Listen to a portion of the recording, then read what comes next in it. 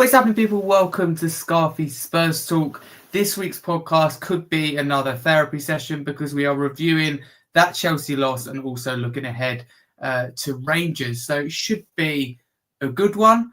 But, and I should be joined by a bigger panel a little bit later. For now, it's just Justin who joins me. How you doing, mate?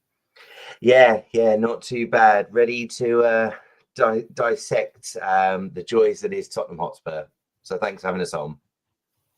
Yeah, no worries at all. It's fantastic to get you on. As I should be joined by guests a little bit later. But if you're new to the channel, don't forget to smash the subscribe button. It's free to do so. It does help the channel grow. If you're listening on a podcast platform, don't forget to drop us a follow and a 5-star review. Big up also to those who, as I said, do listen via audio because you've got that option, audio, or over on YouTube. But just a quick shout out as well to our sponsors in Security VPN and the Kitmen, and keep your eyes peeled for giveaways before Christmas. We're currently in negotiations, so keep your eyes peeled for that one. And I hope you enjoy the new kind of look to the channel as well if you're listening on YouTube or on audio. New logo, new banner, etc. So hopefully you do like that. We will crack straight into it, Justin. And firstly, I'm very sorry to drag you on in such circumstances, but we're trying to find some positives and vents and negatives at the same time. So we'll start with the lineup before the game. I suppose a little bit more positive because our starting 11 was Fraser Forster, Pedro Porro, Christian Romero, Van der Ven, Udogie, Basuma, Sarr, Kulusevski, and we've got Johnson, Solanke and Son up front. Our subs were Brandon Austin, Randy Dragusin, Jed Spence, Sergio Reguilon, Archie Gray, James Maddison, Lucas Bergevall, Timo Werner and Will Lancashire. That's 4 changes from the side that lost at Bournemouth on Thursday evening. In a boost to our defensive ranks, unexpectedly, I think it's fair to say, Romero and Van der Ven returned from injury to start together for the first time since our Carabao Cup second-round victory over Manchester City, all the way back on the 30th of October, some time ago now. Porro resumes his role at right back, whereas Archie Gray and Dragusin moved to the bench, obviously, to make way for Romero and Van der Ven to return. The other change, she's captain Son coming to the front three. Also, James Maddison makes way. I think Kulusevski is preferred to him in this case. Any surprises in there, Justin? Yeah, I think particularly as the game unfolded and as we saw things develop, I'd probably say Romero and Van der Ven, because there was no expectation whatsoever those two were going to play. We sort of had it under from what we were being told, that neither of them were fully fit. And that we weren't really going to risk them. They weren't ready for the game. So to be starting them, I was very, very shocked. And obviously was really pleased, but then always had it in the back of my mind thinking to myself, is this a gamble? Because obviously if this game goes as it did wrong and those two get injured, which they have, we've taken them out of games that are more important as far as I felt. The way that Chelsea have been playing this year, and let's be honest, we I can't remember what the stat was about clean sheets, but I think we've had one in like 23 or something like that. It was that I saw. Not enough. No, not at all. And I didn't feel that when you've got the likes that they have, of Jackson and Palmer, and then obviously Madueke to come off the bench, and people like that, Enzo Fernandez. I could go on for ages talking about the players that had available to them. You really are running the risk of what potentially you're going to gain from it to what you're ultimately going to lose. And the fact is, we've potentially now lost those two for a longer period, and I'd rather have kept them. If we wanted to realise what was a more important game, it will be United at home coming up. I think it's on the 19th. In the Carabao Cup, that is more important at the moment because we're in a dreadful run of form. We're not, hitting the heights that we have done. And obviously we'll get into that later on. But when you look at it from that perspective, I liked it, but it was in the back of my mind. This is a gamble, and it turns out it was a gamble that hasn't paid off and has actually gone horribly wrong. Mm-hmm.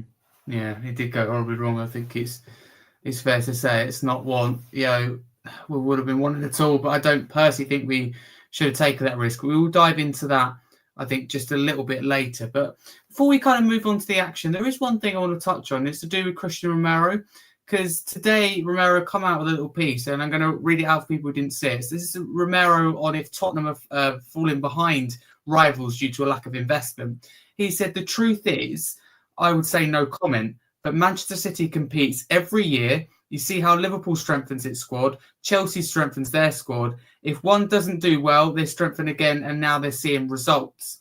Those are the things to imitate. The last few years is always the same. People responsible, he's talking about Tottenham, hopefully they realise who the true responsible ones are, and we move forward, because it's a beautiful club that with the structure it has could easily be competing for the title every year. There's a lot to dissect there, but I think the message is very, very clear, crystal clear, in fact, from Romero. Justin, what do you make of that? Well, I think it's really, really interesting because let's be brutally honest, Christian Romero has been at the club for a little while. You know, obviously he saw the debacle from Conte to Stellini to Mason, you know, and obviously he's seen Ange. And I think it is quite telling in terms of that he hasn't been critical of the club before this point. You know, he's been very critical in terms of where they're at now. And I 1000% agree with him. I really do, because, you know, yes, okay, we'll get into it later about some of the things that Ange is doing and the tactics and this, that, and the other. But the fact of it being is that if we take Ange out of the equation, and I think he put out another quote where he said it's more on the players. If there were more results, it would be on the, you know, change of management and things like that. There was another quote that came out. But I think he's right in a lot of what he has said there, because, you know, we all know in January that Manchester City are not going to sit still. You know, they've had a dreadful run themselves. They've looked at some of those players there. They will go out there and they will replace them. You know, you look at in terms of Chelsea, you know, and obviously, yeah, they've spent a lot of money, but, you know, they've addressed areas with regards to it. Okay, with not as much success, but United have been doing and have had a modicum of success in comparison to what we've had in relation to that. But you could pick so many of those top six clubs, which Tottenham aspired to want to be. And actually, there's always this element of so close, but so far, because, you know, people will turn around and the argument is labelled at Ange, well, he has been backed.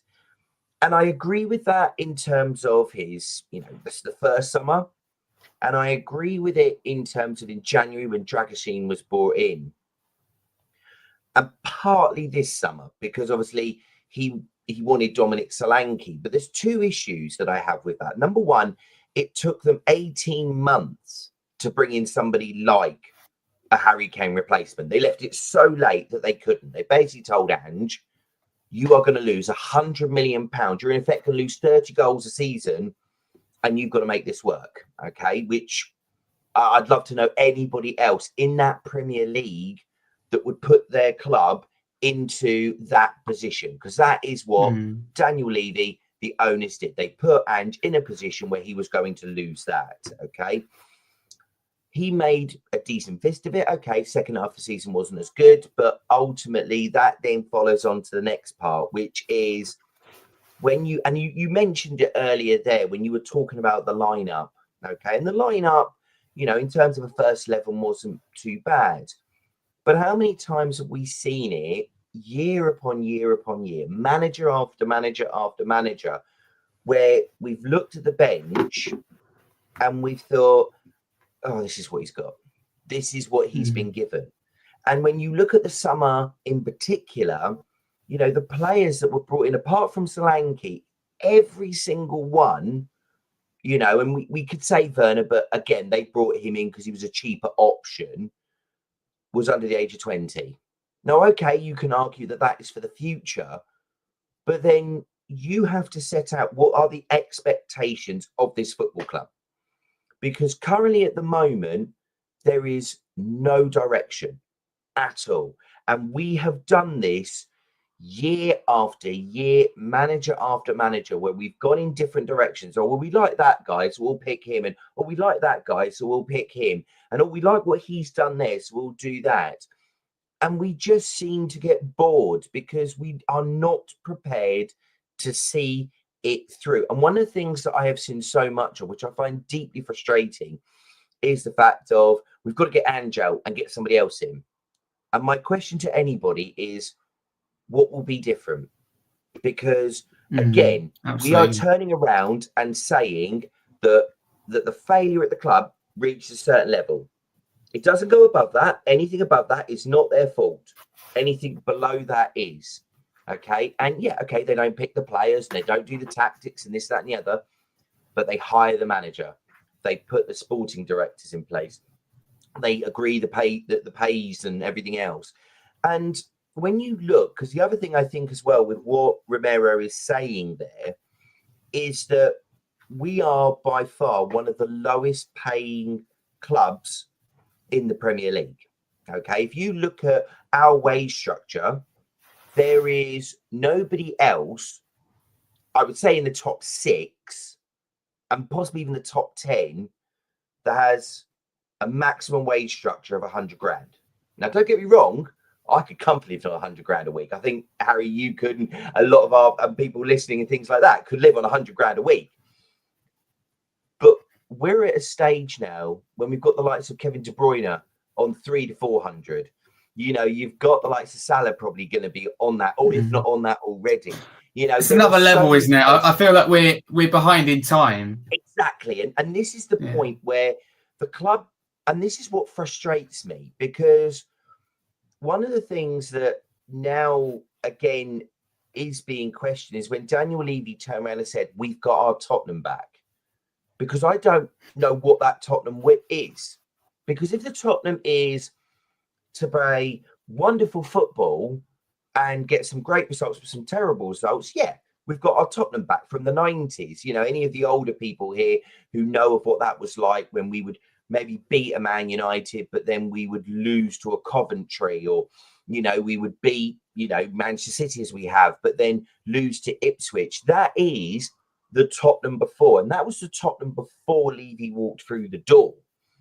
So I'm trying to understand what is our Tottenham, because that's apparently what we've got back. And at the moment, it feels like that we're on a long-term project, but with no captain at the helm, because all that we've turned to do with regards to this is bring in a whole load of younger players and basically say to them, learn on the job. Because that is where I genuinely look at what Romero has said and where he's coming from. And I think it's very clever that he's come out and said it, because the difference now with him, as against to if Sergio Reguilon came out and said it, the club need Romero. They don't need Reguilon, you know. And one of the things we might question is his leadership, but to be able to in effect, you know, have the balls to turn around and basically call out the ownership, it's going to make things in effect difficult, because what he's basically saying is, I like Ange, I don't like you. And if they got rid of Ange now, the players potentially now with that leadership group that they've built, are they going to now start to turn on the club? Because this is where the club has now put itself in a very difficult position in terms of trying to understand what is the end goal. Because I honestly, I would love somebody to clarify what that is. Because at the moment, it's make loads of money, stay in the Premier League. That's it. And I think that is exactly what he is getting at. Yeah, absolutely. It didn't, you know, see it coming, to be honest with you. I saw players getting behind maybe Postecoglou, but I didn't see that little bit about the ownership coming in. So it was interesting to hear from Romero, but that's how he feels. So in that case, you know, I do really appreciate the honesty. We'll move on for now. I plan to have a Chelsea fan on and do a whole, you know, plan quite a lot on Chelsea, but there's no sign here. And I think Billie T is going to be a few minutes as well. So move on to the game though itself. Actually, do you know what? Before we do, I'll bring up one comment here in the YouTube chat, which really interests me. David Clark said, we don't have any players with that strong winning mentality. I don't have to go back that far, he says, to name players like Graham Roberts who would bleed rather than lose the challenge. Justin, what do you make of this? Do you see where David's coming from in terms of we just don't have that strong mentality to get us over the line anymore, which we used to have back in the day? I totally understand where David's coming from. The one thing I would say to that is we've had those players in the past, but what we've done is we've sold them, because those players have then realised, well, if I want to be a success, if I want to win something, I need to go elsewhere. You know, you could run through the entire list: Gareth Bale, Berbatov, Luka Modric, you know, Harry Kane. You know, that's just 4 without even batting an eyelid, who've looked at this current structure and gone, I need to win. I need to win. This club will not win with me here, right? Or in effect of, I won't win anything while I'm here, okay? You know, Harry Kane probably would have stayed on if he'd won maybe 2 or 3 trophies. He went to Bayern Munich to win a trophy. That is probably more damning than some of the others, because we've had players, exactly as he's mentioned, you know, Graham Roberts, Gary Mabbott, you know, we may not like, you know, none of us will forgive him, but Sol Campbell, you know, one of the best defenders that we had, he went on a free and won the Premier League, you know. So to me, the club has created a culture where you can go and play in a nice stadium. You know, you can see the training facilities. They're all nice. They're all lovely. They look very pretty. If you want to win anything, well, you've got to go down the road to do that, because we don't win things here. You know, and that is ultimately where I do feel, you know, and I totally understand where, you know, David is coming from in terms of the mentality of the players on the pitch. But I can guarantee any one of those players is probably sitting there and thinking to themselves, if I was here to win, if I want to win trophies, I'm at the wrong football club to do it, because this club, and this is the one thing that will emphasize it more than anything else. They sacked Jose Mourinho before a cup final. Okay. No one does that. Nobody does that. Okay. You do not take, I don't care who the manager is, you don't take him out a week before a cup final. Okay. And bearing in mind how good tactically Jose is able to get at managers like Pep, as we've seen now with the current spats that are going on, right? That to me shows that the club were not interested in the trophy, because, you know, from what I understood of it, they sacked him because had he won the trophy, A, he would have got a bigger payout, and B, it would have turned round and put them in a difficult position to sack a manager who's won a trophy. So any of those players now who come to this club will use Tottenham as either a retirement or a stepping stone. Simple as that. I really do. Yeah, I appreciate your honesty, Justin. And I do plan to come back to the whole ownership and debate after the show. But I want to welcome onto the podcast Billie T. How you doing, mate? Hello, boys. Yeah, not too bad, mate. Not too bad. Bit gutted still, but, you know, it's been the story of the season, really, hasn't it? Been how many of these losses have we been here now? Is that us 3 and others? It's just another loss. Too many losses. I think we've lost more games than we've won. So it's the last time we played Chelsea at home in the Premier League, which is not good enough. No, it's not good enough. And I'll come back to you, Billy, because before we get onto the game itself, I just asked Justin before you come on about the whole thing Romero said today. I don't know if you've seen it, but if you have, what do you make of it in terms of calling out the ownership and calling for ambition, but also getting behind Ange Postecoglou?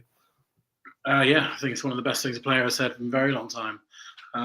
It's not typical. I think it's the first time I can ever remember an active player calling out about ownership, certainly in my lifetime. And I agree with every single word that he said.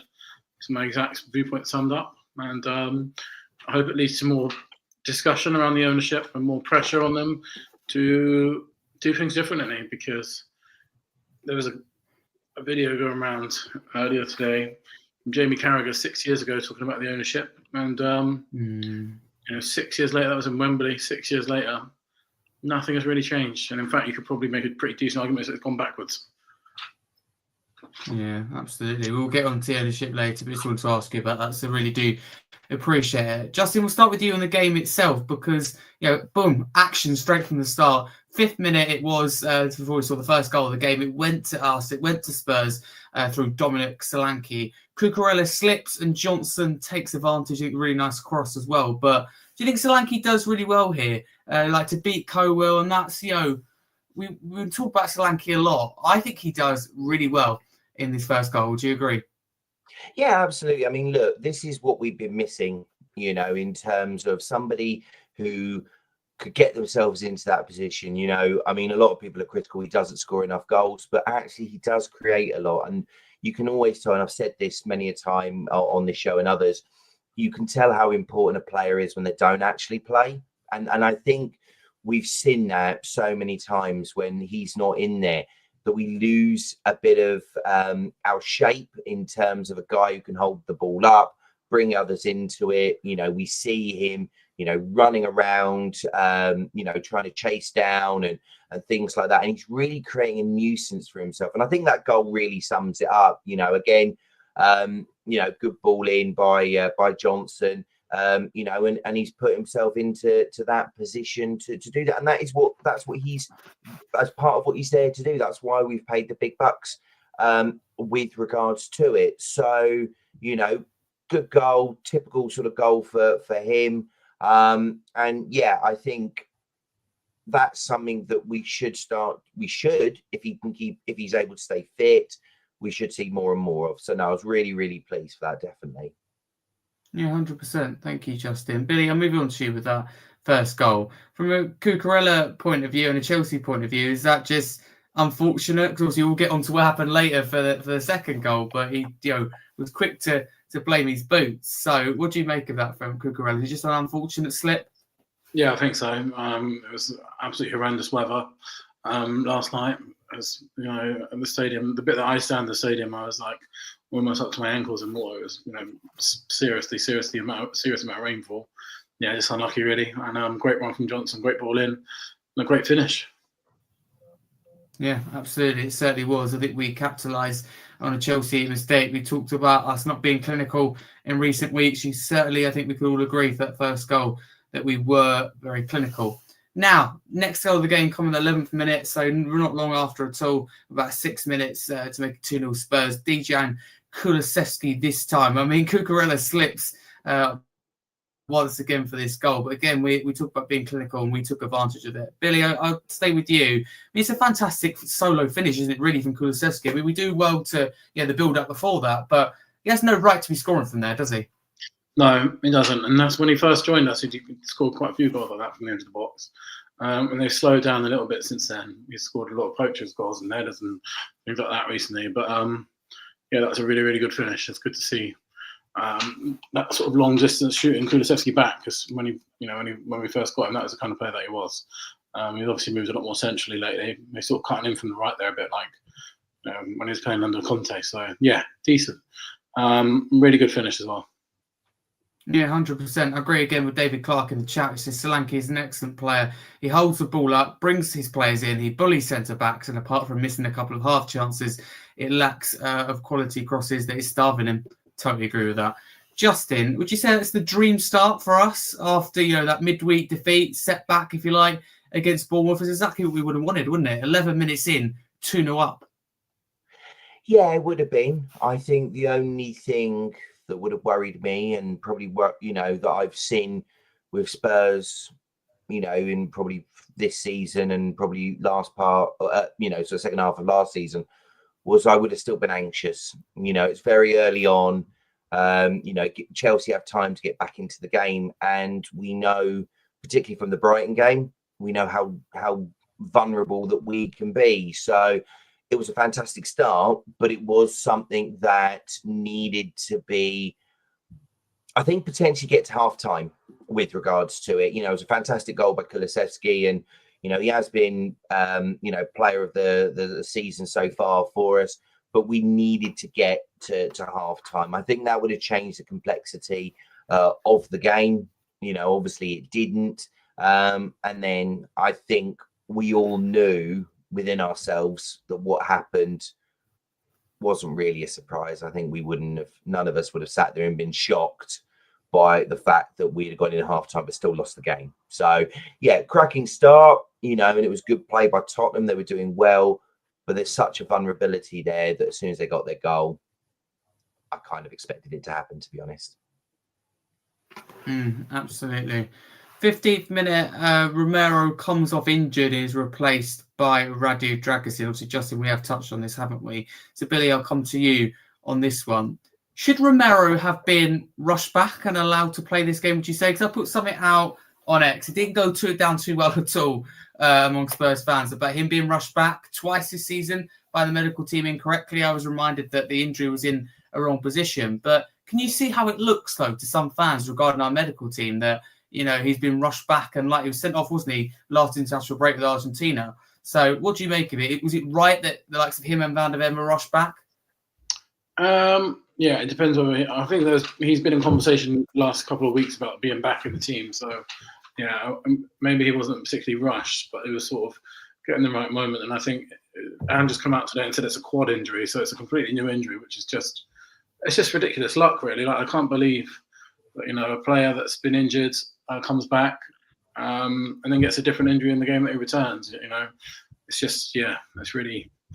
I think it's just really bad luck either way. If it was a recurring foot injury, maybe I think when he played for Argentina, he played and then he went off at half time.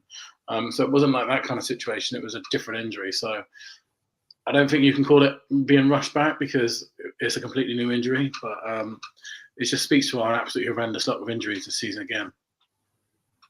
Yeah, it certainly does. I mean, Justin, I've already spoken to you about it, but again, I want to kind of ask you about it and include Van der Ven in this as well. What do you make of our medical team? Because there's been a lot of scrutiny over the years, and this is another example where scrutiny will be on them. It doesn't look good, though, does it? These players are being rushed back. Problem is, though, that you're looking at what he's got. You're looking at a position that you're in, in terms of, because obviously we've talked about the fact that we perhaps shouldn't have been playing, either Van der Ven or Romero in that game. But because of the situation the club is in and put itself in, okay, you can't count for injuries, but the fact of it being is what we're left with is Radu Dragic and Archie Gray, in terms of centre backs that they were going to play, because he was never going to trust any of the under 21s to do it, even though that is their. That you would have thought that would be a more realistic one rather than turning around to a 19-year-old kid. Because that is a bit that always tickles me, is when people turn around and say, oh, you can't trust the under 21s, they're not good enough. Okay, but we're putting a 19-year-old in, though, but we can't trust the under 21s. So I'm a little bit confused about that, right? So, to me, it just again, it speaks of, now that could be on Ange, but then you could argue back to that, well, Ange is trying to win a football match. He's desperate to win that. And we've seen it, we've seen it under Conte, we've seen it under Mourinho, where they will rush people back. So I don't think it can be without blame in terms of the medical team. We've seen this throughout the time at Tottenham, but there's a part of me that feels like that it would have been put to them, right, we need to get this person back. I desperately need this person back. So, I can think it's probably more sick to one and half a dozen of the other, in terms of that. I think they have got to be to blame, but I do think, Ange maybe needs to take a little bit on with that and maybe be braver in turning around and saying, well, do you know what? I've got these under 21s. I've got a defender there. I'll give it a go. Let me put you on there. I mean, I think we had one on the bench for the two previous games, and it was almost like he was just there to make up the numbers. It's like, well, what's the point of even having him on the bench? Surely if you've got him on the bench, you're there to use them. I've never understood that element of just turning around and saying, well, we're going to have him on the bench, but there is no intention of them actually playing. That blows my mind, really does. I don't get it. It's just to fill up the numbers. It's just you've got a problem for me. I mean, it's like, I said Sergio Reguilon on the bench. Well, he's never going to play, regardless of if everybody there came down with a virus on the game. They'd just turn around and say, "Oh, okay, we'll go down to 9 men and be done with it." He just isn't going to play. So you're putting him on there for what benefit? You know, no one can see him play. It just seems pointless. Absolutely frustrates me, that does. Yeah, no, I totally get that. Absolutely. We'll move on because it was a busy first half, and 17th minute, we've seen already the third goal of the game, this time going to the visitors, Chelsea, through Jadon Sancho. I mean, we talk about a moments of individual brilliance, a solo goal from Kulusevski. This was for Chelsea and Jadon Sancho. Billy, was he allowed too much space, though, from a Spurs defensive point of view? Was it just one of these where you just go, it's a fantastic goal, there's not a lot we can do about it? Bit of both of those, I think. I think it was an excellent goal, no whichever way you look at it, but I think, Pedro Porro could maybe get a bit tighter on there. And, I think that we're often quite poor at sort of defending against that kind of thing. We're not particularly closing down attackers very, very well.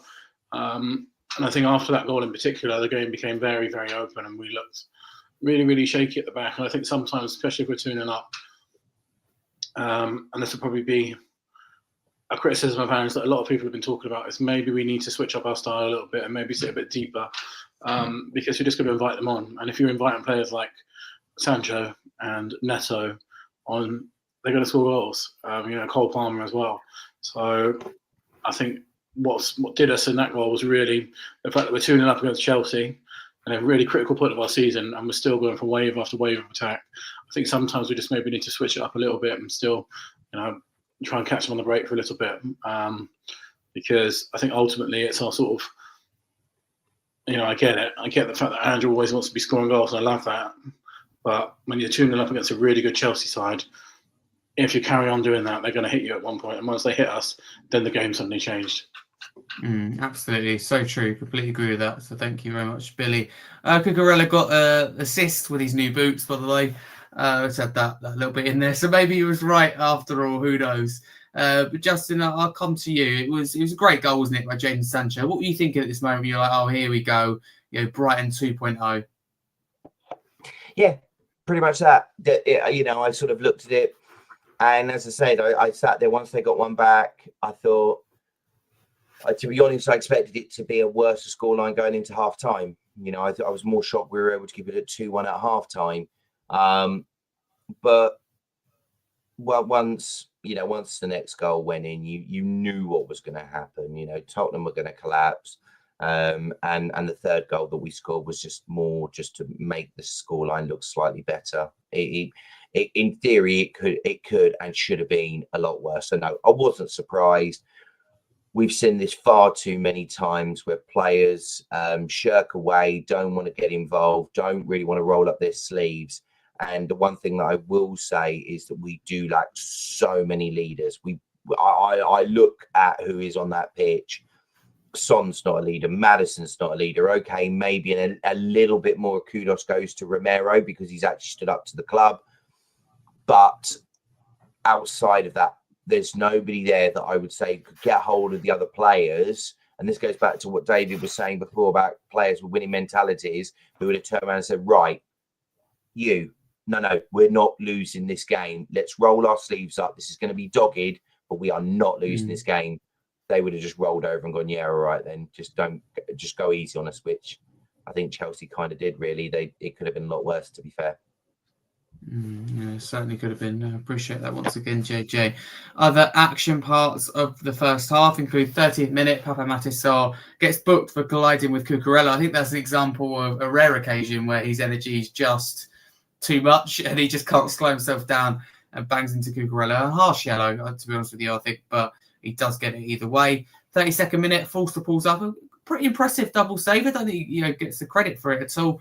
I don't think it's kind of, trendy, if you like, among Spurs fans to give Fraser Forster credit. I think Ben Davies was a similar situation, but I think Fraser Forster deserves his credits for that because that really kept us in the game and ahead at that time. 34th minute, Son hit the bar. He rose highest from the corner, was unlucky, just the wrong side of the crossbar and over. I want to move on, though, to the two, the one main potential red card, firstly, in the first half, it involves Caicedo. So, Billy, do you think Moise Caicedo should have been sent off for that, I don't know what you call it, foul, high foot, if you like, on Papa Matisar, considering that Romero was sent off similar last year in this exact same fixture? I think it's one of the clearest red cards you'll ever see. I can't believe that he wasn't sent off. It's not even like a debate. It's just like, yeah, that's a red card. And the fact that we have VAR, the proviso of sorting out mistakes like that, it's just ridiculous. And Postecoglou said after, I think referees are too scared to make the big calls because they know, VAR might have a word, and then VAR are too scared to sort of alter the referee's decisions. Well, what's the point of it then? What is the point? If it's not going to overturn a decision like that, it's completely pointless. That is just a red card. And in this modern game, any tackle where it sort of the foot connects the leg at that angle is a red card. And I can't believe that it wasn't. There's no excuses. No, I can't even understand it. That's the thing. I just can't even understand how it's not, and just how quickly VAR checked it and cleared it as well. It's just, I find slightly worrying. But there we go. Justin, what did you make of it? And do you think it could have or would have influenced the game? I think it could have done because of obviously the timing of it. I think the difficulty now that we've got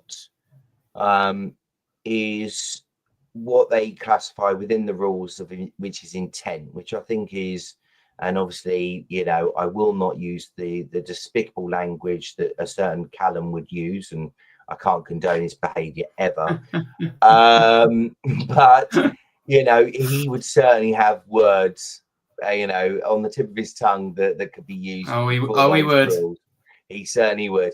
But unfortunately, that is the issue that we're at. They've tweaked these rules for this ridiculous reason. And, if it was a case of this was consistent, if we were seeing it throughout the season, I'd sit there and go, okay, yep, fine.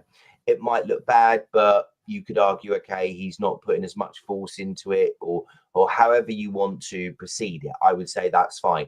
I think the frustration that I have over that decision is the fact that there is not that level of consistency with regards to it. I think we will see probably next week someone do a similar sort of thing and they will get a red card. So that to me, and one thing I did think was quite interesting was because Tony Carrick, I think, brought it up in terms of the game with Liverpool last year when Curtis Jones was sent off against us, and that was lighter than that. And you're just like, okay, we just need this level of consistency. If it is a case of that, we've seen it throughout that they're not going to be sent off for it, then that's fine.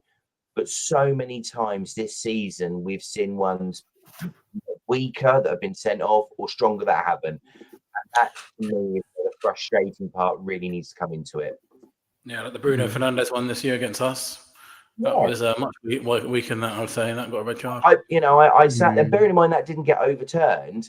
I did sit there and I thought, well, that's a bit odd.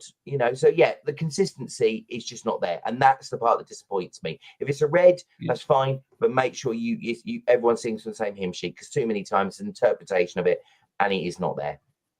That's the thing. If that happens tonight between West Ham and Wolves, for example, then it's probably red. And that's the thing. Something should be down to referee opinion. So some things are going to be subjective. I totally understand that. But with things as clear as that, for me, there has to be something consistent on that. But the other potential red card flips the other way, and we focus on one of our own players in Kulusevski and an elbow on Lafia when trying to charge down, trying to press. Really dramatic, well, not dramatic, but really late reaction from Lafia. Billy, do you think that's a red card if we take our Spurs tinted glasses off, or do you think, no, there's not enough in it for you? Maybe just a yellow. He didn't mean to do it. Yeah, no, not enough in that for me. And I think Chelsea were really frustrating. There were sort of any sort of contact. They would go down. I think it was in the second half. I think it was their third or fourth goal. One of their players took a touch from Kulusevski and literally just dived straight onto the floor right in front of the linesman. And then the linesman gave the free kick, and then in that same Pasture play a bit later, they scored from it. It was Gusto, wasn't it? I swear it was Gusto. And Chelsea were doing that whole game, to be honest. So no, nothing in it for me, not a red card. No, I think I'm with you on that. But again, it's one of those that, okay, if it's going to be given, fine, but let's see the consistency on it. I think that one could have gone either way, but probably not. Probably not. I don't think he meant it. It's not with force. I think it looks bad, but everything does on replay. But I can understand people's thoughts either way on that one. But Justin, how do you view it? Kulusevski, is he a lucky man? I think again, it's the interpretation part, because you could argue, is his arm up in an unnatural position as he's going towards the ball? It's one of those ones that, again, I think consistency, will fail upon here, because you could see it in other games. You could see it where he could be sent off. And to me, I think it's a bit of a silly one. Why do it? I think he's clearly wound up. He's tried to, put something on him. If you're going to do that, you could just go with the shoulder, just shoulder barge or something like that, particularly where it's aimed at the head.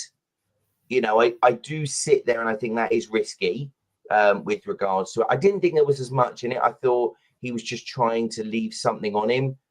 But in this day and age, as we've said, where there's this lack of inconsistency, it wouldn't surprise me if we see somebody else do that and they get a red card. Yeah, that's the problem, isn't it? It all comes back to that consistency, and it's just non-existent at the moment. But half time, we went into it with the lead, 2-1 up. Billy, what are your thoughts overall, or what were your thoughts, should I say, on that first 45? Did we deserve our lead? Obviously, we started well and we went a little bit off the boil. Chelsea improved. I think it was a tight one. You can't really complain if it's 2-2. I think even at 2-0 up, I didn't particularly feel in control of the game. I think we had a fast start, but after that, it was pretty much wave after wave of Chelsea attack for the rest of the game. So I think it's probably a fair scoreline at the time, but I wasn't feeling confident that we've got this in the bag or anything like that. It was just, it became very much one side outplaying another, I think, for pretty much the rest of the game. So, yeah, I wasn't feeling overly confident at 2-1. And you just knew, as we'll talk about in a minute, as soon as they got that second goal, there was no part of me that thought we'd go and win it 3-2 or go 4-2. I just didn't even cross my mind, to be honest. No, absolutely. No, I'm totally with you on that. I feel the same. Justin, what were your thoughts on that 45? Are you with Billy in terms of, okay, good, I'm happy with that probably overall, but, I don't feel confident. Is that part of being a Spurs fan? At the moment it is, yeah. At the end of the day, the only way we were going to be confident is if we'd have probably gone like 2, 3, 4, 5-0 up and they were down to 9 men. And even then I'd have still a bit of doubt with regards to it. So when I saw it was 2-1, I thought, if we get anything out of this, I'll take a bonus with regards to that. Yeah, absolutely, man. Thank you very much. I think I feel the same as you, both of you. Just like happy, but how long is this going to last? It doesn't feel right. Does it feel surreal? 53rd minute, Johnson appeared to have picked up a knock, and Werner replaced him. I think probably as a precaution for him come on against his old side. He come on to a mixed reception. I want to talk about though Brennan Johnson, all the injuries, and Billy, I'll come back to you. Do you think all these injuries we've got under Ange Postecoglou, last season and again this season, do you think that they're just like a coincidence, or do you think it's related to maybe the system, the high line? Is it related to the training? So we've seen a lot of hamstring injuries in particular, Billy. It's definitely a factor, yeah. I think the biggest issue is squad depth, and that we can't rotate a lot of these players. The fact that we have to play, at the moment we're playing 2 in 3, 4 competitions, and we have to pretty much play the same 11 in most of them. We can't afford to rotate a lot. Is a big indicator, and I think there are glaring holes in the squad in summer that were not addressed, right wing being one of them. Johnson has played a lot of football this season, and the lack of rotation is what's killing these players, and they're burning out or being injured. I mean, you definitely have to look at the number of muscle injuries to say that, it's because of the high intensity. Yeah, I think a lot of it is because of the rotation, mate, to be honest, the lack of. I think that comes down to maybe a little bit on Ange. I don't think he's used players enough like Spence, maybe even Sergio Reguilon. But I do think a lot of it is maybe it wasn't given enough in the transfer windows. That's certainly what Justin would say. So we'll come on to him next. What do you think, Justin, about all the injuries? Do you think it's a massive coincidence that he buying Billy's logic of rotation, or is it down to the manager and his style that's just so demanding on the body and the hamstring? Yeah.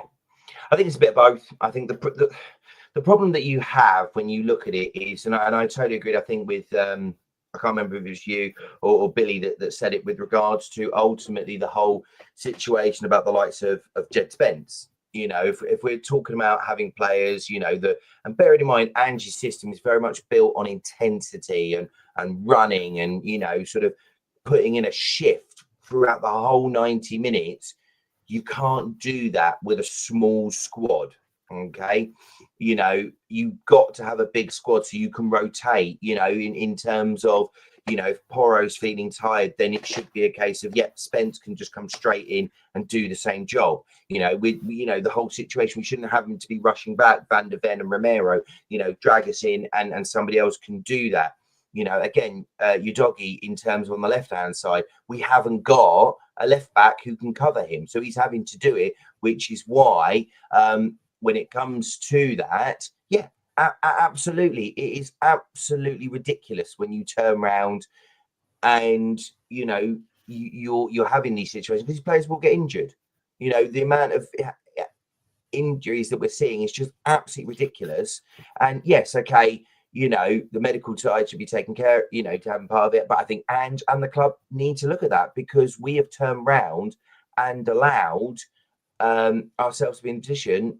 And then there's stubbornness kicking in where we won't play certain players. Just ridiculous. No, I totally agree with you. I've got little updates to interrupt, and it's not good. Christian Romero is set to miss the next 6 weeks with his muscular injury. And reporting this is Gaston Edol, who, you know, has over 1 million followers, so it is reliable and is a massive news reporter in Argentina. So, Billy, can I get your reaction live on air to that? It's not good, is it? It's not what we want to hear. It's horrific. It's horrific. Whichever way you look at it, it's absolutely horrific, mate. It's just, you know, a key player, one of our captains, on top of a Vicario injury of the similar length. It's a huge, huge blow for us as a club, whichever way you look at it. You know, we do have Dragoshin who can step up, but when we against, you know, in the Europa League or in the Carabao and the FA Cup in that time, it's a huge, huge blow and one that they have to now go and address in January, you'd imagine, again. Absolutely. Justin, what's your live reaction to this? Very frustrating, isn't it? Yeah. And as I said, this is, again now, because obviously we don't know what the situation is with Van der Ven in terms of his injury. Obviously, he went off as well. Ben Davies, we don't know how long he's going to be out for. So are we going to put another cap on Archie Gray and turn around to this 19-year-old and say, here's another position that you know you've got to do? It's ridiculous. It is absolutely ridiculous that we are in this position where we are not comfortably able to rotate players to avoid these scenarios. And I get, obviously, this is a different one, but ultimately he was always going to be at risk of getting an injury because he wasn't match fit. You know, he hadn't played for several weeks. So, okay, it's a different injury, but he wasn't match fit. So we were always going to turn around and be putting him at some sort of risk. You know, if it is a case he's out for 6 weeks, which I doubt the club will even say, because I don't think that will help their cause, then we're, you know, unless if Van der Ven's going to be out for a while as well, we're down to Dragusin. You know, I know that I guarantee he'll put Archie Gray in there because he doesn't trust the under-21s. So it will be down to a defender who needs a leader with him and a 19-year-old who's playing in another position that is not what we bought him for. Madness. Absolutely madness. Crazy. Bit of a, what I will say is when it rains at Tottenham, it pours for us and Ange Postecoglou. Going 2-0 up in that game, to lose that in the end 4-3 and get Johnson come off injured, Van der Ven come off injured, Romero come off injured, and lose our 7th game of the season, it does really pour when it does decide to rain. But we're back onto the game itself because the 59th minute, a penalty is awarded to Chelsea. Basuma goes absolutely flying in and catches Casado. I mean, Justin, it's idiotic, isn't it, for an established Premier League player in Basuma? Not the first time he's done it either. Well, there's stronger words for that, but again, I won't use them. It just shows lack of leadership across the pitch, because somebody should be at the moment that was done. Where's the person going up to him and going, "What are you playing at?" Turning around and putting on Instagram afterwards and saying sorry. That doesn't change anything. This isn't the first time you've made these mistakes and then had to go to Instagram to apologise for them. The situation at Luton, the red card at Nottingham Forest. It's just absolutely stupid. It is absolutely brain dead because you're still in the game. It's 2-2. If we'd have just held out and ran the tide and things like that and what have you, you'd have turned around and been in a position where maybe we could have changed it. It changed it swung the game fully in Chelsea's favour, and there was nobody on that pitch to grab them by the scruff of the neck and say, right, we're still in this game, let's get on to it. Because as we saw with the next goal, another stupid decision. So was I surprised when I saw the moment he started running? I knew exactly what was going to happen. And I think even the ref just looked at him and like, what are you doing? You know what's coming here. You're an idiot. But clearly, when it came to the second penalty, if you can't beat them, join them. So, yeah, stupid, madness. Will he learn from it? Who knows? He's got it in his locker and there's nobody there to turn around and put it up or grab him by the scruff of the neck and tell him, don't do those stupid things. But it is what it is. Mm-hmm. Yeah, 100%. I mean, Billy, can you even defend what Basuma has done there? I mean, he should be on his feet, shouldn't he? Why is he going to ground? No, you can't defend it. Not at all. It's a reckless decision. And it's not the first time he's cost us by being with ill discipline. Did it a lot last season when there was multiple bans. It's just poor. It's not good enough. And I think if you have the ambitions of a club like us, I think Basuma's actually had a pretty decent season on the pitch when he's been playing. I think his form has been quite good, but you can't rely on this player. I think he's got to be sold ultimately because he's cost us in 2 huge games in 2 seasons, and then multiple others with his lack of discipline. We had the ban at the beginning of summer. We had this now. We've had the red cards. We've had the bookings. It's too much now, and I think he's got to be sold.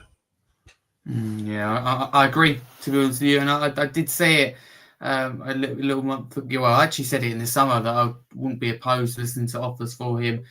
But I didn't think we ever would sell him. But I stand by that. I like him. But we have too many players, in particular at midfield, that they just can't, perform consistently. And I think Kulusevski is the exception at the moment, but David Clark is absolutely right in reminding us that Basuma is now banned for 1 game and Sarah is only 1 yellow away from 1 match ban. This could all of a sudden become an even bigger disaster. I mean, he says become a disaster, but I think it already is at the moment, everything with the club and the injuries.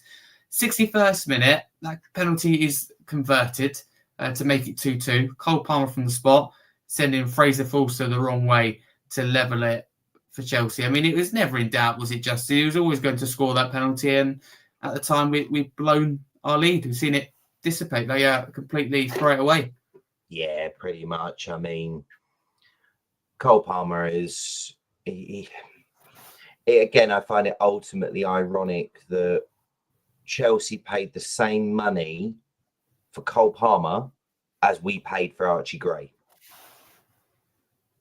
Enough said, really, isn't it? That's no disrespect to Archie Gray, but look at the difference. Look what they got for their money, and look what we've got. And that, again, people are saying you're being critical of a 19-year-old. I'm not. I'm being critical of the club that could have turned around and gone and got somebody like that for that sort of money. And look where we could have been. We could have had somebody who could have absolutely torn out for us, and instead, he's a bit too old, isn't he? I mean, to be fair, Tottenham have become the Leonardo DiCaprio of the Premier League, to be fair. If you're over 25, we're not interested. It's madness. But no, that is the type of player he is. I think he's the best player in the Premier League at the moment. Was never going to be in doubt. And he just ran the show after that, and that was it. Yeah, so absolutely. Certainly agree with you. Move on to the next goal, which did go to Chelsea to complete their full comeback. 73rd minute, it was Enzo Fernandez this time. Great strike, to be fair, from Chelsea. And Enzo Fernandez, a player I think has done really well recently. Billy, Spurs, talk to me defensively. So many players are unmarked for this goal. So many players at free. Porro's screaming for help. Got 2 or 3 players to mark. I mean, what are we doing here? We're our own worst enemy, aren't we? We could have this exact conversation for every game for like the past 5 or 6 games. It's becoming a systemic issue, and one which is not clearing up. And I think that's on Ange, to be honest. We'll probably have a deeper conversation on it in a bit, but I'm not fully Ange out. I'm not there yet, but I can understand the frustration because it's happening every game at this point. The poor marking, the back post thing, how easy it is to overload us, and the back post. It's not changing, so I can totally understand people's frustrations, and it's almost costing us every game at this point. It's just I've run out of even any kind of analysis of it, and just that we don't seem to care. Yeah, 100%. I totally agree with you, Justin. What did you make of this goal? I mean, actually, I'll tell you what. No, I want to focus on a Chelsea player. I want to focus on Enzo Fernandez. I don't know if you've been watching Chelsea or not recently, but how do you think he's done recently? Because I think he's really settled into the way Maresca's been playing. And I think his performance and that goal really summed up, how well he's doing at the moment. Yeah, I think so. And to be honest, when you sort of look at it, and you look at what he's actually trying to do, took a few games, but you can see that the likes of Caicedo, Lavia, Fernandez, sort of in that middle part, really have seemed to settle really well. And it's kind of given more opportunity for the likes of, Neto, Palmer, Madueke, Jackson, people like that to sort of be more expansive in terms of with their football. So he seems to have really settled down. Last year was a struggle, I think, for him, but I think for a lot of the players, because obviously the amount of change they were making. I think you can see now that, as I say, they are genuine title challengers. We thought, and I must admit, I was one of them who thought what they were doing was madness, but it seems like things have started to settle down for them, and that we could see, that they could be the ones to challenge Liverpool for the title. So no, not surprised at all. With how well he has been settling in, because I think when Maresca gets the players in that he likes and that he trusts, he really does seem to embed into them what he's looking to get from them. So yeah, an excellent player, and he's starting to pay back some of his transfer fee. Yeah, slowly but surely. I think he's got a long way to go, but he certainly is. He's had a good start to the season, and he's growing more and more in confidence, and they're doing really well. I'm totally with you. I thought top earlier what they're doing was totally ridiculous, and even in pointing Enzo Maresca, but it seems to have come together really nicely recently. I also want to say I think Cole Palmer done really well in that build-up to skill 2 or 3 players to keep hold of the ball. I think our failure to stop him was why we conceded that goal. 79th minute, Van der Ven is forced off, and Gray replaced him. I mean, we talked about injuries already, and it just epitomises when it rains, it pours for us. But full time, it ended Spurs 3, Chelsea 4. Billy, that defeat really hurts, doesn't it? I think because it's Chelsea, because it's our 7th loss, but also what were your overall thoughts on the performance? Not good enough. I think it was an interesting one that we went 2-0 up, but I don't think it really told the story of the match at all. I just thought we were completely outplayed by a Chelsea team that are just much better than us, to be honest. I never felt we were in full control of the game at all. And in the second half, we were clinging on for dear life pretty much for the whole 45 minutes. I thought it was a really, really poor performance again. By the first, opening 10, 15 minutes. And it's another symptom of our, pretty much dreadful season that we're having at the moment. I think we've lost 19 games now of the last, and we've won 18 since the last Chelsea game or something like that at home. We played Arsenal and Chelsea at home 4 times under Ange and lost all 4. And that is not good enough under any level. They're our 2 biggest rivals, huge game to the fans. And to lose all 4 of those when we had an okay record, Stellini beat Chelsea. Conte beat both. I think he definitely beat Arsenal at home. It's just not good enough. To lose 4 in a row in our own stadium is embarrassing, and it's not acceptable on any level. No, it's totally not. I'd like to welcome onto the podcast Chelsea fan Liam. Liam, how you doing, mate? I'm not too bad. What about yourself, boys? How are we all doing? I'm a bit happy after the result, lads. I'm sure you lot have gone over most of your side, but I'm happy as a Chelsea fan, to say the least. I bet you are. But thank you very much for joining us this evening in replace of Conn. I'll tell you what, I'll start with you, Liam. So we're at full time at the moment. We're going through talking points. What do you make of that overall performance from a Chelsea point of view? Do you think you deserved the win? I think we did. I think you look at the perspective of the game. You capitalised on two absolute howlers of a mistake from Cucurella, and fair play. I'm not going to say you didn't deserve it. At the end of the day, we made the mistakes. You capitalised. Fair play to Tottenham. You were clinical. You had to take your chances, and you did. But I think after that first 15 minutes, you had us on the you were pressing us really well. You were doing really well in that opening 15 minutes. Then we sort of grew into the game. We got the one with Sancho, and I think that was a turning point. All the momentum just shifted away from Spurs when Sancho scored. And going into half time with only a 1 goal difference, I thought, right, we can get something here, because one thing we don't lack is goals. I mean, I think we scored the most goals in the league this season, and in terms of expected goals, I think we're ranked 3rd in Europe. So we really do score more goals than any other team. I think only PSG and Barcelona are ahead of us. So that just proves how much going forward we can, score. Defensively, I thought still issues you can get at us, and I think you did at times. You got at us, but going into the half-time 1 goal down, and then I have trust in my manager to, when the game is tight, to do that change at half-time or to change something up that it's not necessarily working. What can you do to get the win? So many times this season, Maresca's proven that at half-time or late in the second half, he's going to make a change, and it's for the positive. And I thought when we saw Gusto come on, Badiashile, who was your trigger press all throughout that first half, as soon as he got the ball on the right-hand side, you were on him like a flash. I think what you saw, even though he dropped Lavia, who was our best midfielder, you saw Gusto come on. He was much more comfortable on the right, wasn't a trigger press. And then moving Enzo Fernandez, it's more of that deeper creative role. How many times would he get the ball and just spray it to Pedro Neto? He done really well. He did. And I thought, going into that second half, I mean, we had 3 or 4 chances within the first, 5 minutes of that second half. You think to the Sancho, Ben Foster, great save. And credit to him, because, he got one of his long arms. He's such a big keeper, Ben. He's just so massive. And then, sorry, I thought they said Ben Foster. I meant Fraser Forster. I don't know why I said Ben Foster there. But, yeah, good save. And then when we got the penalty for the second, I thought, right, we'll win this. So I look at the outcome of the game. You just kind of died out the game. We grew into the game. And as a Chelsea fan, I'm looking at it thinking, right, 2-2, the third will come. And I actually think that the fourth one was the more important one, because one goal lead away at Tottenham, you could have got a goal, and you did at the end of the game. So as soon as we got on the fourth, which was a stupid error from Sarr, I have no idea what he was doing. I think once we go 2 goals up, we've sealed the game out. But I thought first half was a bit shaky, but second half, after that tactical change Maresca did, we fully just took control of the game. Yeah, 100%. I totally agree with you. I think you did deserve that win.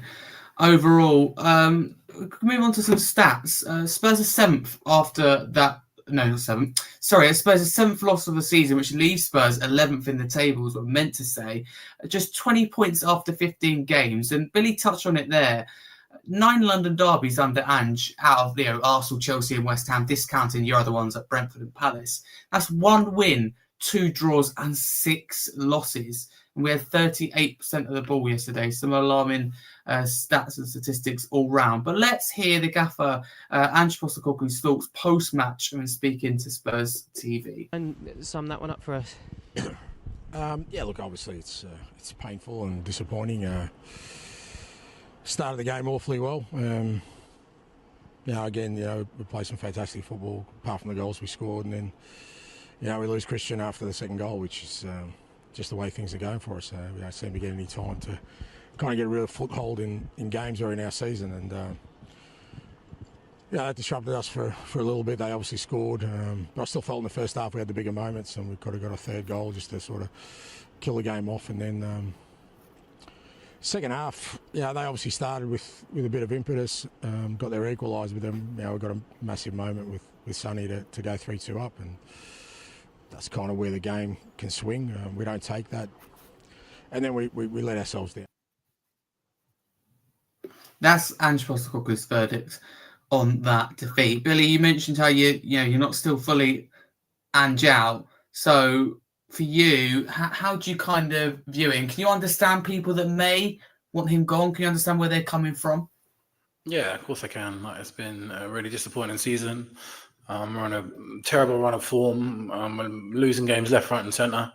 We're shipping goals left, right, and centre. We've lost another game to our bitter rivals in our own stadium, who, as much as I hate saying, seems to be getting it right now after a couple of years where they've been a bit of a joke, but now they're getting it right, which is even more frustrating. They look really good. I think, to be honest, they're going to start creeping into the title conversation anytime soon. But it's just not good enough. But my personal opinion is I'm directing all my energy and all my frustration at the owners of the football club rather than the manager, because it's another on the succession line of failures of managers that have not been given a fair shot by the owners. It was very, very well documented that Ange Postecoglou's primary transfer target in summer was Pedro Neto. We were negotiating with Wolves. Suddenly Chelsea swoop in. They signed him that day.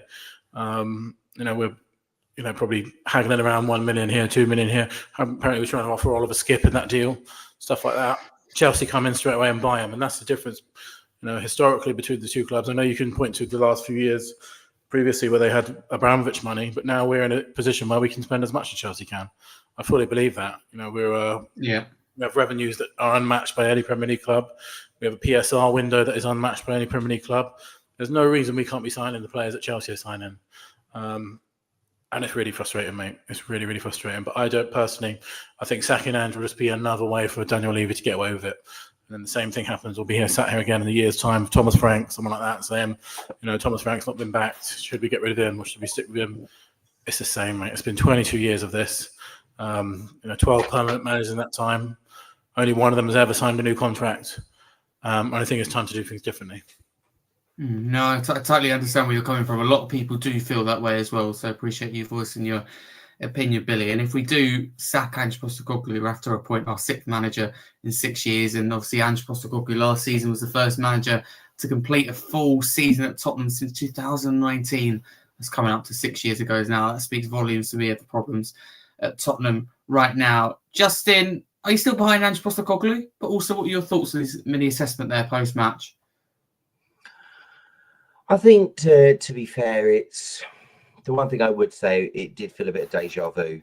It's something that we've heard time and time and time again. Now, the one thing you could say is that, is he sounding like that because he's fed up with the situation he's been put into?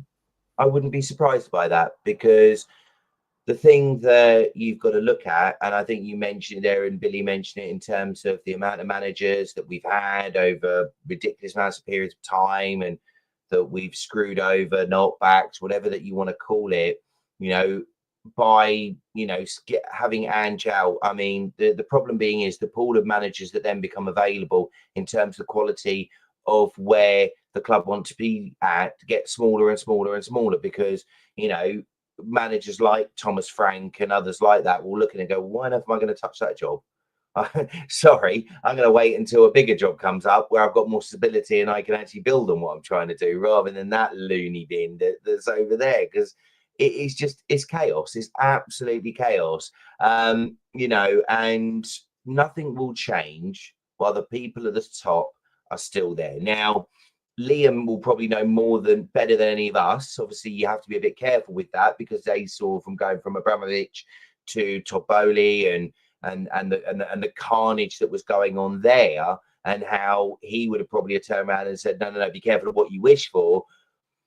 But you can see that, okay, there is in effect a method to the madness. It has seemed to have brought together a set of players, a sort of a foundation that they can actually build on. And you almost look at it as in they're not there to make money in terms of now. They're there really to build for getting trophies, because that is what the DNA of Chelsea is. They've won the Champions League twice. They won the Premier League multiple times.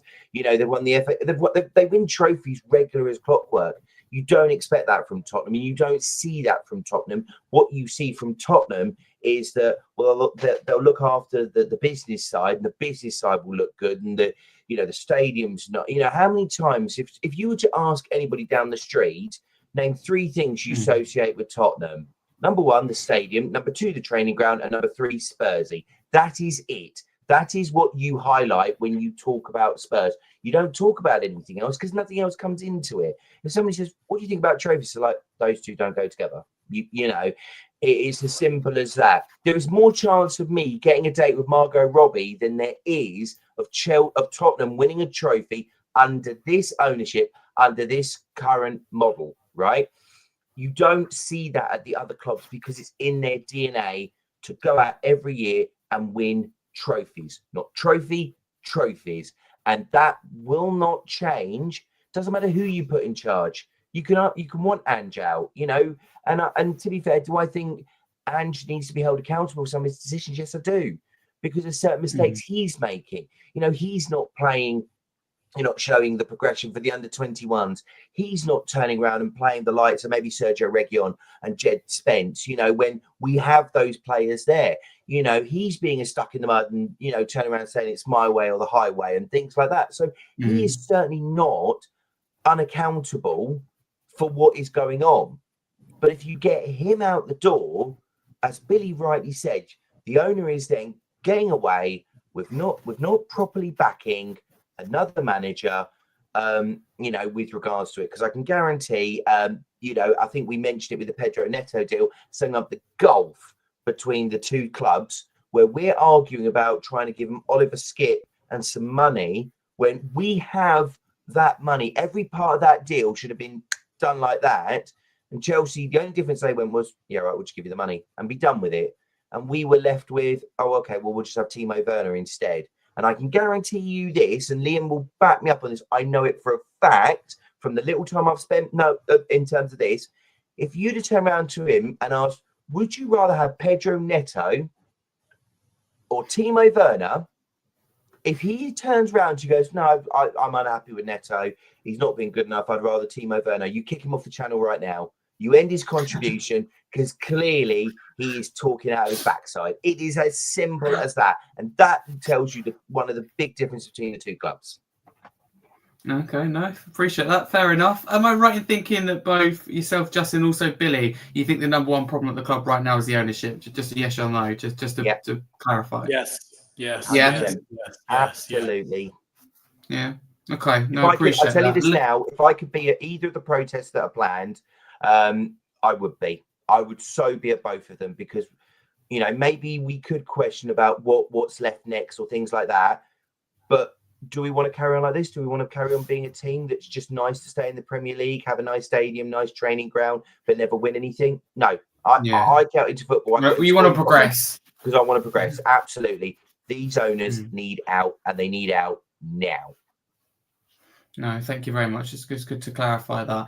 Liam, I'll come on to you next. From an outside perspective, and in this case, an opposition perspective, how do you view it in terms of what the biggest problem is at Spurs right now? Do you think the blame should be distributed? I think biggest problem is the ownership, I agree. And it's not just a Tottenham thing. When you look at Man United, another big club that's run so poorly, I think it's an ownership. Now, again, what you said, Ange does need his, critics. Sometimes is he too stubborn? Risking Romero and Van de Ven. Why did he do that? Because now you lost the game, but now how many weeks are they going to be out for? Especially with, I think Ben Davies, is he out for a little bit? Now that's lifted you with one fit centre back, Dragusin, and Archie Gray, who's a midfielder, to fill in at centre back against you next how many games now? Utterly ridiculous. Now the board is a problem. The manager needs his critics, but the manager can only do so much. And you alluded to Chelsea with Pedro Neto. The way we are run, and we've been in the dirt the last 2 seasons. We've been absolutely horrific. But what I've seen from my owners that gave me hope was intent. Arsenal took how many years? City, when their owners first took over, how many years? I think they took over in 2008. They won the league in 2012 or 2007. They took over. That took 4 years. There is, you have to build for it 3 or 4 years. What our, ownership did, they did fast track it. They said, no, We are going to uproot the whole board, the whole medical staff, all the players. We're going to spend as much as needed. And there's a lot of, about that £1 billion as it's spent right. But we've recouped about 600 million from sales. So even though we spent a lot, this is one thing Spurs don't do. We recoup a lot as well. And when you look at us, we've got it wrong in so many areas. And there's some areas where goalkeeper said about we still need more. But the reason it went so wrong for us is that we fast-tracked it. But the overall point is the ownership showed intent. They wanted to get to the top their way. Now, it's not the same Roman way because I think so many clubs now have access to money. You can't just buy the best players. Because so many clubs, you see Arsenal, even, some of the lower clubs, like I think Brighton spent over 200 million this window. Like, all the clubs have money now. You can't just throw money at people and expect it to work. What our ownership did was buy how many is now on young talent. A Caicedo, which is a record, 115 million. Right now, we could all probably say he's not worth that, probably 80, 90. But in 5 years' time, the way the market's increasing, and if he turns into one of the best midfielders in the world, which he looks like he's going to be, in 5 years' time, how much would you pay for one of the best midfielders in the world right now, like a Rodri? Like, we could all say, like, Rodri's probably worth, 150 million, around that. So it's sort of the spend now, show that intent, but for the future going forward. When I look at Tottenham, I just don't see the intent. I don't see the hunger. I see we want Champions League football for the money. Anything over that's a plus is a bonus. I honestly, when you were third in the league to Leicester, and then the following season, who was it you signed? Was it Llorente? Or I remember seeing a stat under Pochettino where he only had one signing. And I think he did so well for you, Pochettino, not so well at Chelsea, but why didn't you back him?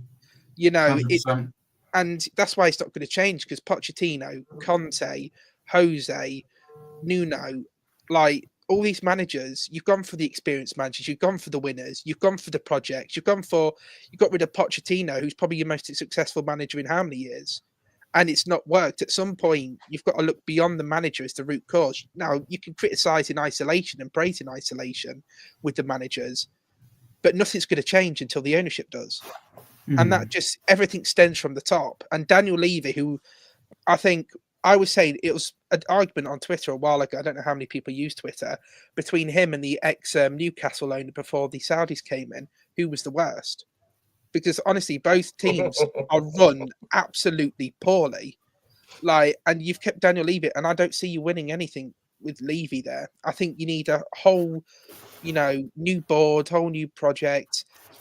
And I think Ange's a good manager, but he also needs to hold accountability that he needs to change it and adapt if you want to get to the semi-finals. Because I think it was Thomas Frank or I think it was actually the Wolves manager who said, we know exactly what to do against Spurs. And this was on Monday Night Live. They said, paying Ange Postecoglou, we always know what to do to pan against them because they do the same thing every game. And so he needs his criticism, but that won't change the overall state of Tottenham with the same ownership in charge. No, it's really interesting to hear as a rival fan. So really do appreciate that. 23 days away now from the transfer window, so it certainly is a big window. I think with both clubs, but I think definitely as Spurs are concerned. We'll move on to Rangers now if we wrap up for today. So let's get the panel's quick fire thoughts on Spurs' next game. Billy, I'll come to you first. How are you feeling ahead of this one, and also your score prediction? It depends very much on the fitness of Mickey van der Ven. I think if it's just tightness and he can play, or we're going to have to line up with Razragoshin and Alex Gray at centre back, then I think we might be in trouble. But if you're looking at the Rangers, the gap in between the SPA and the Premier League is so high, and if we can't, we have to be going there to get a result. We can't be losing this game. It'd be embarrassing if we did. So I hope we can turn them over because you'd hope that any version of Rangers will lose to Tottenham just because, the level that the Premier League is at is just far too much for the SPL to cope. I follow quite a few Rangers fans on Twitter, and they seem to be pretty unhappy at the way the season's going so far. I don't think they're in a particularly good place. I haven't really looked into it, to be honest, but just the general vibe I get from the few that I follow online is I think there was talk of them changing the manager and stuff like that. So I don't know how well it's going. I think they've done that. Yeah. I know Celtic are miles in front, so we have to get a result there.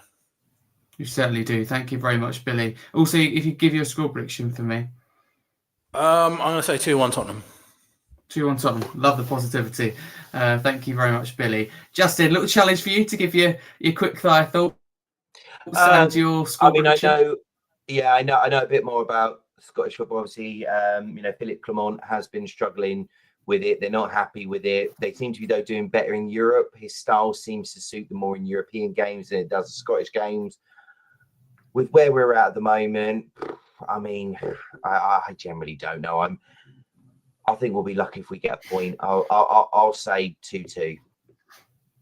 You're going 2-2. Okay, fair enough. Liam, could you give your score prediction for Spurs and Rangers and look at it from an outside perspective? As a rival, I would love to say you'll be battered 4-0. But that'd be disingenuous. Like, I think you summed it up right. I think Billy said, the gap between Scottish football and Premier League football, even though Spurs haven't been great, I still think you've got too much quality to not win that. I think it'll be 3-1, but I think the scoreline will flatter Spurs. I think it'll be one of those days where you just get the goals, you're clinical. And Ange needs a result right now. So he will go, full strength, I think, as much as he can to try and get a result. Because if he loses this, where does that leave him in terms of his job security? So he really has to, get a result here. The one thing I will say is Rangers will give you a test. They will be, try and win every second ball, they show pass, and they will fight for it. I just think you'll have too much quality, to lose to them though. Okay, thank you very much. And your next game's in the Conference League. I'm not even going to try and say the side you play against. They're ranked 141st. Thank you very much. By UEFA. Any players you particularly want to see start? And also your score prediction, Liam. Their stadium's on the border of China, and it's apparently like -5 degrees there at the moment. So I think it's pretty much confirmed we're sending all the kids out to play that competition because we've got Premier League on the weekend. I don't actually know who we have, but we got Premier League on the weekend. I think it is Brentford. Yeah. So we'll play all the strong team for Brentford. We'll just send all the kids out for a starter because our probably youth team's stronger than them in general. So just send the kids out. I don't want to see any of the first team travel. I don't want to see Cole Palmer travel. I don't want to see Neto. I'd be happy with if Badashile deserves, some of the second string players, travel. But I don't want any of the first team to go there because, it's a 14-hour flight. I think someone said. Sounds like right, yeah. Yeah, and it's there's 14 hours there and back, and then you've got to prepare for Brentford, train. Yeah, no thanks. Just send all the kids over there, and we lose. We're top of the Conference League anyway. It's not worth the risk. I'd much rather the points in the Premier League. No, 100%. Thank you, Liam. And last but not least, you mentioned Cole Palmer there. I've got a little stat here. He reached 50 goal involvement, so 33 goals and 17 assists in 48 Premier League games for Chelsea. Obviously, he reached that against Spurs. I mean, he's a really special player, isn't he? How far would you say that his kind of, ceiling is, if you like, if he's not already at his best? The thing is, though, in the last few weeks, he hasn't been at his best. He's got that knack, just like Salah does, where no matter if they're having a 2 out of 10, he still gets a goal and an assist. Yeah, and it's you need players like that. Liverpool's got that with Salah. We've got that. City, how often does Harden have a stinker and yet he pops up with a goal? We've got it with Cole Palmer, and the amount of records he's broken. I mean, I think he's 48 games to get to that record. I think he's now third. He's got so many records, I can't remember them all. He's got the most goals in the calendar year for any Chelsea player ever. He's now got more goals than Mesut Ozil. He's got more GA than Mason Mount in his whole Premier League career. What an upgrade he's been. And, he's not far off Phil Foden now in his stats. So, and we all know how good Phil Foden is. That's impressive. But that Panenka, for me, really summed up just a player in real confidence. Really nice penalty. By the way, I forgot to mention that, but it was really nice. He doesn't feel pressure. I know he's got the nickname Cole Palmer and he does the Cole celebration, but if you ever listen to his interviews, the comedic, he doesn't know what he's doing. He's got 2 brain cells. He's not media trained, is he? He's really not media trained at all. I love players like that. I love players like Elise, Haaland, Palmer. It's something different. Yeah, and fabulous player for 45 million, not a bad deal. Not a bad deal at all. Man City have had their pants pulled down, if you ask me. But I think that wraps us up really nicely for this episode of the Scarfey Spurs Talk Podcast. So thank you to everyone who's listened, contributed, watched, you name it. If you're new to the channel, don't forget to smash that subscribe button. It's free to do so. It helps the channel and the podcast grow. For listening, audio-wise on a podcast platform, don't forget to drop us a follow and a 5-star review. By all means, head over to YouTube or any of our socials at Scarfey Spurs Talk and drop us a follow and a sub. So thank you very much. Shout out to the Kitman and Security VPN as always for sponsoring the show, and also a massive thanks to my panel this evening. Firstly, Justin, thank you as always. Where can people find you across social media? I mean, what I would say is you'll probably see me heavily now on Twitter really more than anything, trying to get behind the protest planned on the 22nd and the 29th. So hopefully we can just get as many people as we can to show up. Unfortunately, personal circumstances prohibit me from being there, but I just want to try and help get as many people together, to finally make these owners realise, especially with the 22nd one where it is a live game on Sky. The one thing that we know that the owners don't like is bad publicity that's made clear for the world to see. So I'll be probably doing a lot of that, and coming on here and talking to your wonderful guys, and hopefully getting Callum more grief. But thanks for having us on. Yeah, no worries at all. Especially agree with that second point. But thank you very much for coming on, Justin. Billy, thank you very much once again for joining us. Really appreciate it. Straight from work. Where can people find you across social media? I always say this, but they should know if they don't. Yeah, just Billie T on Twitter. I just echo what Justin said. Like, there's a lot of plans in the works at the moment for all kinds of things that are going to happen to do a protest. So keep an eye on those, because I'm not 100% sure when it's confirmed yet, but hopefully it will be very soon. And if anything is ever going to change, we're going to need serious numbers to make an impact. And hopefully, Romero coming out in the press, Jamie Carragher coming out in the press and talking about it, it's starting to ignite the fire a little bit. But if we don't do something impactful as a fan base, then it's never going to change. So keep an eye on that and support the protest if you feel that way.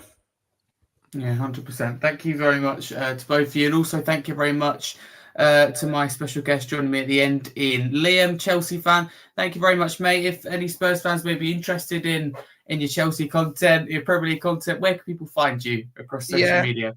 So I only use Twitter at CFC Liam W. We host spaces, me and Conn, who unfortunately wasn't here today, but we do spaces on about every Premier League game. Spurs, Arsenal, City. We'll go through the whole Premier League game, speak about each game. Give us a listen to one of those if you're into more Premier League football. If you want to branch out, further your knowledge into other clubs, other fans, that would be great. And one last thing: long may Levy remain, long may Tottenham remain mid-table, and up the Chelsea. No, I really appreciate it. I'm also on quite a few of those spaces as well as along with Liam, so do go check them out. Quite a few planned, I think, for next week, so keep your eyes peeled. But thank you very much to everyone. A massive come on you Spurs. A little bit of a therapy session, but we really appreciate your support as always. But big up, guys.